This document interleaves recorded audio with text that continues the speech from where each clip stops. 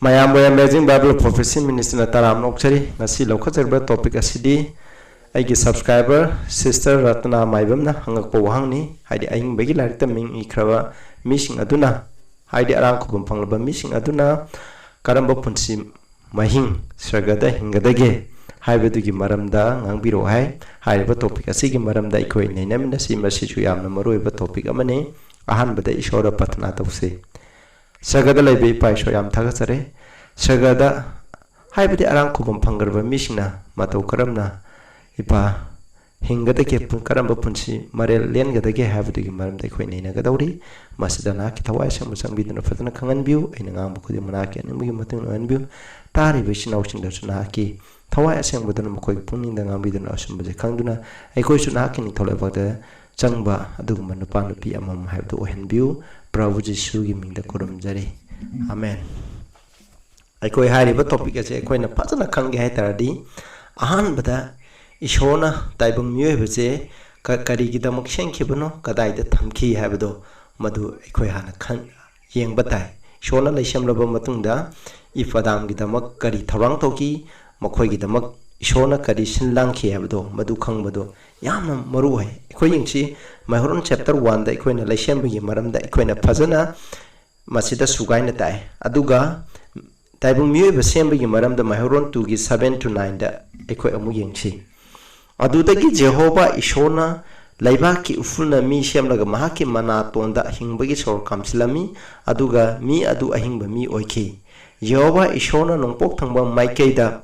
edenda inkolamba sambirami aduga mahana sengkiba mi adu mafam aduda thambiki aduga yengbada phajaba sabada hawba upal wapal khuding Jehova ishona laibak ki hawan ki aduga mahan inkhol adugi mayaida hingbagi upal amsung apapata khangnabagi upan hawan ki habni masina bi taibung miyoba semle laibak ki upandagi taibung miyoba semloba matungda phajakraba adu hairang lairang mana masingna pek thanba wahina makan khudingi wahina pek thanba adugumba idel Laikol amba semlami hairiba asina taibung miyoibagi adam amsung ibki yum adu oikhirami habani masida aduga masidaju ahingbagi upambi adusu horami hani hingbagi upambi adusu horami madu jaraga mokhoina hingadabane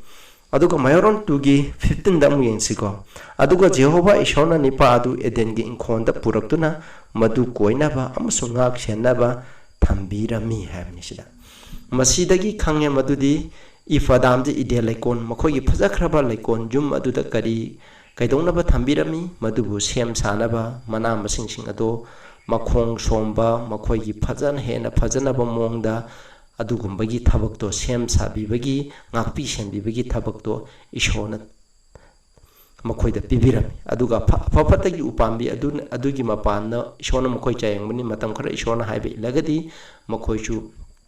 Ishorgi manakta puraga matam khudimaki oina ishorga leminaramgadamni hairiba adudi thokidre paapna maram oiduna ishorna makhoigi damu thorang tobo khudimokto loina manganki aduna ikoina mu arang khubam phangba matamda ikoina kari tawgadage karamba punsimai hingadage habse if adamna paap tawdringe mamangde idenda hingkiba punsi adumak sasange uchekwaiga leminakiba aduga makhoina Eden Garden da ishona laaga Prabhu Jisu Krishna laaga makhoina wadi sanaba aduga mangondagi kya losing tamkiba parakya marum tangkibado adugi punsi mahingdo aikhoina chapchan aduma hingani habse aikhoina kawkumsi aduga pakhon chapasing ki thabak 221 da asumna hai hiram khudema hanjinnabagi matam yauraktriba phawba Jisu sargada laiba tai hamne hanjinnabagi matam restoration hana mangkiba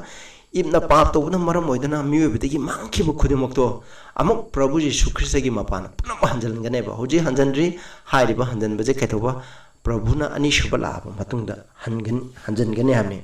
masigi maramda mamangaidagi ishona mahki asengba watak topa mi punam ki masina haihan ki hamne punam ase plan of salvation naibje idendagi hokre aduga maijo khudimna masigi maramda mangki if adamna mangki bado ishona Prabhu Jisu Kristagi mapana punamuk taibung miyoibada hanjalangani habne aduga makhoidi iden laikondagi su tanthokre maramdi paap to mina ahingbugi upambi sabi adamda tanthokeba aduga ikhoijo amuk sargada sapa taragadi harabe iten laikondo amu ekhoi famda ishona pirakani pibirakani habni aduga ekhoi yengche ekhoi na hujik lairiba Prithibida se karamna sengdokani masi sengdolok matungda anouba ishona ekhoi gidama kari kari thalang tori habdo amu gen second bit 3 gi 10 aduga 12 13 de ekhoi punna pamina si ibungo gi numit adu huran bana ahingda lakpogumna lakani numit adu da atyano mudon yamna nin khombaga loina na mangki gani akan ba maisana potsing tuman gani malem amusung madugi manda laiba pot khudima maina sak thokani ishor gi numit yangna lakpa adu khorang na ngaiduna layu numit adu gi maramna maina atyano mudon sakani amusung tungani aduga akan ba maisana potsing tuman gani adubu ibungo gi wasang matung ina dharma chenba laiba anouba atya nongmodon amusung anouba malem ekhoina ngaijari habni masina tabdi prabhu jisuna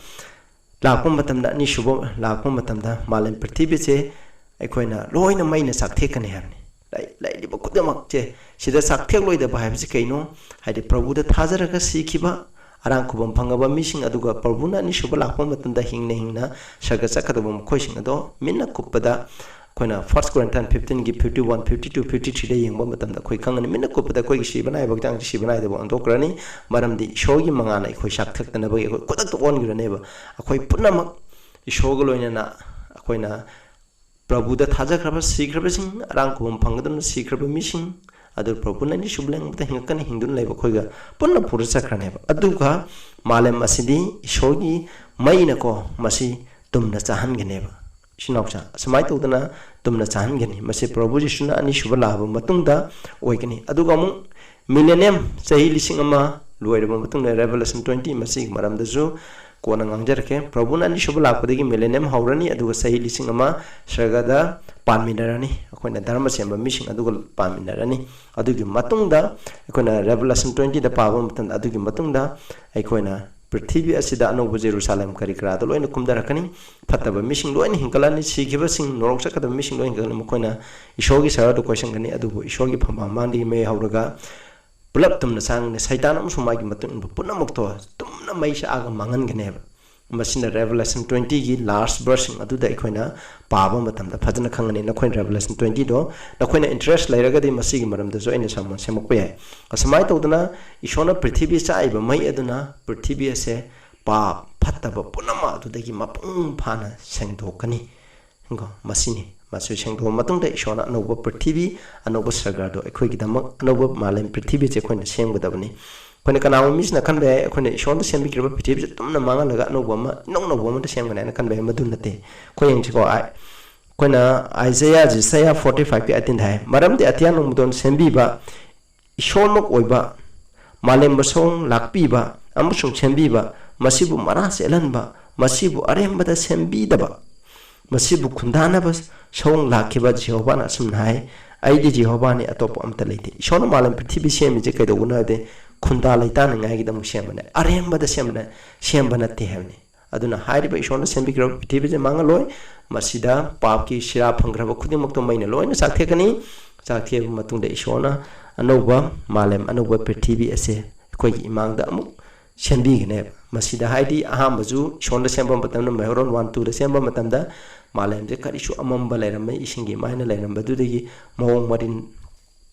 Tadana Lairambani, Madudaki Shona Mong Marintana upon Wapana Holaga Karikra, Lady Basasan, Kudimukta Loina, Sembi Beneva. Asmina proposition and Yishuba, Lakumatamda, Lady Basasan, Karikra Jiba Pam Kudimulona, Sikragani, Adubung, San Milenangi Matung, Heidi Bazamu, Shona, Kuitabum, Begidamuk Sembikiba. Punamak Tabum, Begidamuk, in the same Kibaneva, Melron Wanda, Shona Sembi Sabiki, Kudimato. Amuk haidi bido koina pato no morong de moido sira phangre moitum na loi mangalani adugi mahota amuk na hongna ekhoi gi damong mokhoje sembi bogum na amuk shona ekhoi gi damok sembi gi neba khoyeng chi ko phangdok piba 21 gi 1 to 4 da ekhoi ni se masida Anouba sarga amsung Anouba malem aina ure hami jona maki darshan da uhle maram di ahan ba sarga amsung ahan ba malem leitre aduga samudra amuk leitre hami ahan ba Koina sida ahanba sarga haida jikarino atia ni Prithibida gi nungsi ki kuyom na leiriba saukse masibuni aduga malem ekhoi ki Prithibida je leitere havni habi masi tumna mahan khra havna te masi akhona masi maina sakthek pada loina loikhre hamni proposition ani shubala kumatamna aduga ishordaki aseng basar Anouba Jerusalem aduna mapuro bigidam phejat lighting labe kaina amagumna sargadagi kumtharakpa zon aina ure hamni aduga Anouba Jerusalem koina tang pan bigi Jerusalem je sargagoi Jerusalem adugi maming thon bani hairiba New Jerusalem do sargadagi hedi ipa ishona lairiba phamban hairiba mafamdo maduri kumtharakpa oigne Ujuji ipa ishor Jisu Kristna lairiba mafamje universe akona jagat sangsar asigi mayai neba adu hairiba madudagi kumtharaga Prithibida lakneba Prabhuna ikhoigidamo la sibikiba maramna Prithibi jesuki mati tha wangna thangkatgani aduna ikhoigi Prithibi sinamu jagat sangsar asigi center oigneba maramde ishogi singasan Anouba Jerusalem hairiba sida kumtharakaneba ahumda adugo sardagi khonjen hauna asumna haiba aina tari yengu ishogi laipam adu misingi marakta oirhan ishogi laipam Temple of God hamni ko ishogi laipam ishona laipam do ko mi gi marakta oire haidi taibang Prithibida mi laigadamni masida laire hamni mahana makhoi gi laminagani amsam makhoi ma ki mi oigani hamni ishoga amato oine khoi laminarneba aduga isho masam makhoi gi loinagani amsam makhoi gi ishor oigani ham ishona makhoi gi mittagi pirang khudang taithopigani amukana siba waba teng thaba kapa amsam naba lairo maramdi ariba pot punamuk loikhre hamni punamak khoina ngasai norok ki maina chakpa matamda koigi nungsidaba chini nausing maru mapangching oibe yaigi aigi nupi oibe angang oibe sarga sataba mising do tumna maina chakpa do khoina Anouba Jerusalem hari mphomji ishona kumtharakpa aduda khoina uganeba aduda koigi awa maithong legini adubu ishona taithok piraba matamda awa khudimuk to loina kokhragani hamni masina ishona hairimni aduga mu 22 gi 1 to 3 da mu khoi yeng minase ko sida Ishorgi amsungjaw masagi phamban dagi center poli lai gumna sengba hingbagi ising gi asengba turen ama mahana ingondo uhalle masi ishorgi phamban gi mamang dani ko madu gi lambi mayai da amsung turen gi nakan ani da hingbagi upambi adu lairami hai ma masi gi lambi di sanana loina sembane adu gi madu gi hariba turen laire turen adu gi hingbagi turen adu gi nakan da ko ahing bagi upambi adu lairami hamni nakan ani makta hawe ko pareng hore upambi asi na tongamba mahi tarani thoi tha khudingi mahi halami hamni hairiba mahi tarani thoi ko tha khudingi thamda mahi makhalama tha aduga atopa thamda mahi makal tha khudingi mahi makal tarani thoi yalami upambi adugi mana singde jati chumu phanabigi oirami hamni hairi nabla roi wai sagani ahing bagi upambi sagani mai mana sangni ekhoi na raroeba mafam aduda amukhana sirab lairoi adubu ishoram sungyaw masagi phamban adu maduda laigini aduga mahaki manai sina mahaku thawal tawani sirab haibdi ishoni curse siba haibdo amuhana lairoi Anouba Jerusalem Anouba Prithibi asidati masi amona siba lairoi haibche masine haiba Prithibi se Anouba Jerusalem Anouba Prithibi ishogi singasan ishogi phamban khudimokse malam Prithibida lairaga neba haibjini ko aduga mkhoi khara samjalak poina khoi khara di pagini aduga yengmlase ko hairiba smai toruga ishorga khoiga matam khudim ngoina khoi malam Prithibida sida paminagani hairiba malam Prithibida sida mukari laigedage haibjigi maramda kamaina misingna angangsina kamaina hingani misingna kaidogani sa sansingna kaidogani khoi kisinda kadi oigini haibjigi maramda khoi yengtheba khoi kisinjak te ahing bagi upambi ohi wai singa do khoina charaga khoina hinganeba mana masing charaga khoina hingani yengsi ko khoina Isaiah 11:6 to 9 yengje kaisana yaw masaga leiminagani hamni ahanba idenda khoina pap tawdungi matamda masi leiminarame amuk khoina arang khubam Prabhuna ani shubala matunda haidi phimum je hana laiki phimum do amu hanjala leba masine tabi kabu ke ga haming masaga kumin nagani sanaw kangdong pharaba nongsa amasung Anouba sapuna leiminagani apipa angang mana makhoi bu singani hamni angang na makhoi senara leiraneba loina saing chaba jibuga mana masing chaba jibuga punna leiminarani hamni sanbi amasung saom na sajik chamin nagani makhoi gi macha sing punna kumin nagani nongsana salabugum na charu sagani haide sida khomjing liba angang na kharogi makhun manakta sanagani khom khairaba angang na mahaki makhun lindu ki makonda thinggani angang sina linga pai sanagani karimta tawroi khoina nongsaga saing chaba jiba singa laiminagani karimta tawroi amana ama hana badu leiroi puna ma kaidogani sajik chagani nongsaju sajik chagani hai masin haimni ko masi bible na mek sna hare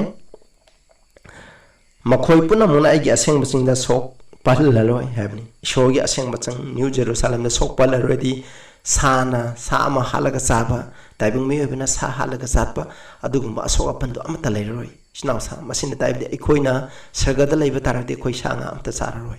hauji te Eikhoina sarga gi tawrang thokwa mi oira kate khoi hujik sanga chaba te thadok patamje khoina sanga thadok taba taragade heying sarga da sapi waragadi ishogi jiba ma halaga sagi haragadi kari oigini adu oiba yaroi be sinaw sa masi kudumak se khoina hauji te gi sem saba habdo khoina oiragadamni mang tahan basu lairoi maramdi isingna samuda thanbagumna malem masi Jehova gi maramda wakhal tabna thangani hamne hade malem masi ishogi kya lokchin big thanduna laigine hamne aduna Eikhoina ishogi nungsiba lomba naide maki thaujan lomba naide mahaki gyan lomba naide hojik scientist na thijaleba gyan jinge lomba naide haidi ba aduguma mayam ado Eikhoina lomba naide ba amadagina lomba naide ba ama pawba thi duna laigani matau karamna papi singbu Shishuna kamaina kan bi bage masigi tharang se kamaina lang bage hamje masigi maramda phawba Eikhoina khanduna loiba naireba matam khuding mai Eikhoina ishoda hi hena na tamgani hena nungai badu Eikhoina phangani amu yengjing Eikhoina Isaiah 65 ta ka 17 dai na Eikhoina 23 paw khoi pam na se 17 18 19 da Eikhoy amu yemen da sidai maramdi yung aina Anouba atia nomodon amsung Anouba malem semi aduga hanagi adoning singaloi amasung puning da laglarani akhoi malem Prithibida je masida laiba papki hana sunaba phingchana pikthalaba papki shiramna pikthalaba malem Prithibida je amukhana ning singaloi masi maina sam thokragani habani sida aduga aina semba aduna khoi matam puna mukta nungai jau amasung harau jo maramdi yengu aina Jerusalem bu harau pumoina semi hamni mahaki missing bu nungai bu oina Eikhoini ko aina Jerusalem da harau kani aigi missing na nungai jagani aduga madugi manungda kapagi khonjen kap lawbagi khonjen amukhana tarroi hadi thaini mamangi Jerusalem khoi malem Prithibida teng thaba hingcha phattabana pikthali adubu ishona sembiri Anouba Jerusalem asididi harau ngaiba ishobu thagatpa gi isaina ishogi matik mangan matik magun gyan tambagi khonchen pomnen nengani habini masid harije amuk 20 dagina 23 phawda Eikhoy amu yemna si kosum pamina si matam mata numit khara nida hingba anga punsi mapung phadan ahan amuk hanal lairoi maram de anga na se chama punchiraga sigini masi Eikhoina anga na sigina je Eikhoina Anouba Jerusalem da Eikhoina amuk siba naira adu masi Jerusalem thaini gi Jerusalem do adu ka masi sangdamnara tabne khoi taibung me bi angang sing pangching si adugumna shogin tholebak tadi siba lai ro habdo atom do phangdokani papi na chahi chama punsirega sira phangani hamni madu papi amta shogin tholebak talai ro masi Jerusalem da thaina gi Jerusalem aduga sangdamna raga takpane ba adugi da mo sumna panbani aduga mokhoina jum sing chaduna lai madu da laigini ekhoju khoina isana khutna samja ba khogi nungai ga da ba khoina jum sagani मकोने अंगूर इंखोल सिंग छेमदुना मदुगी मही चागनी कोने इंखोल दागनी मनाम सिंग दागनी मही चागनी हमनी मकोने yum सारोय अतोपना लैनबा थाइने Jerusalem दी मकोने yum फजबा साइ अतोप मिसिना लागा लान तौरगा जोय तौरगा लौखी मकोगी द्रखा इंखोन चाइ सोन हाइबेन दबगी अदुगुमना तौरो हमनी मकोने थारोय अतोपना चानबा मरमदी उपांबी अमना punsi bagumna aigi mesingna punsigani aduga aigi khandokrabasingna makoigi makhutki thabakta matam kuina nungai jagani habni aduna di Eikhoy je if adamju pap tawtring mangda makoigi makhutki thabakna makoina thabak sujaba nomjaba habdi awabagi humang tabagi thabakna thiko adumna nungai bagumna Eikhoyju Anouba Prithibi Anouba sarga Eikhoygi na leiriba Prithibi asida adumaina Eikhoyna nungai gadaba Eikhoyna fun oigadaba do adugumba miyam do Eikhoy nungai jagani man laikon chemba kong chemba upan wapan asina chingbai thaba khoppa chumba sigumba je yam nungai gani habni makoina aremda nom loi wana bagi da maksud pok loi maramdi makoi Jehova na popi ber singi darani makoi macha singi makoi ga loina na hai aduga 24-25 aroiba verse pamina si aduga asumna thogi makoina kaudringe de ina khumbi gini hamni sidadi ko koina ek khudakta koi darkar lebde chona ina darkar le khangde chona khoi na ta lagani aduga makoina ngang ni de ina tabi gini kaisalam sungjong macha punna saminagani nungsana salabugum na saru sagani aduga upunna limgi masinjak wagini hamni makoina aigi aseng batsing punamukta akai ba amsung amang ba tawroi Jehova na hai hamni ade amona hana sunaba do lai ro hamni snausa masini Eikhoina arang khubam phangaba misina Anouba Prithiba Anouba Sarga Eikhoina Musenbiraba Ishona Tarang Togrum from Maduda Eikhoina Legado was a Yaman Nungagini Awawa Lairo Humang Tablairo Eikhoina Kotki Kone Shana Tabak Shuzaba Hadi Humang Tanabanat and Nungai the Mahingon Koiba Mana Masing Taba Ishogi Maram the Gyantam Eikhoina Uzikang the Lady Mam Bible Gimaram the Prabhu Shugim Maram the Shogin Shibagi Maram the Shogi copy Bigi Marunda Numita Tawamsa University level physics chemistry science asin singbagi maram da khoina nom nomi maram da tamgani hen hen ai khoina shoga hen hen nangani kadong da khoina shogi lamcha dum mag yobunga moi aduga ai khoigi shogi lamcha chenung siuboi gomna khoina sagada leiba mi phukudem ki lamcha chenung siba thauja neiba punama do oigni hamni adugumba punsi adu da khoiju hinningai gi dam khoi honaji haujikta gi dam madu gi dam khoina sem saduna leimina si aina mayam haijari aduga sister ratana amuk khoina sirba matungi punsi gi maram deju haibiro o habni masijo asoba topic ama oigini khoina mathang matam chabda moila khocharake asigi di matang achida loisalage tabiriba mayam khuding de shona bopi voishnu sinaw santa marti subscribers so hankate yaragadi maru mapang chindai gi channel asibu share to view aduga ekhoi prabhu jisuna ni shubulenga pagi dam khoi thorang thotuna leminasi tabiriba khuding mukte shona bopi voishnu patna tamunasi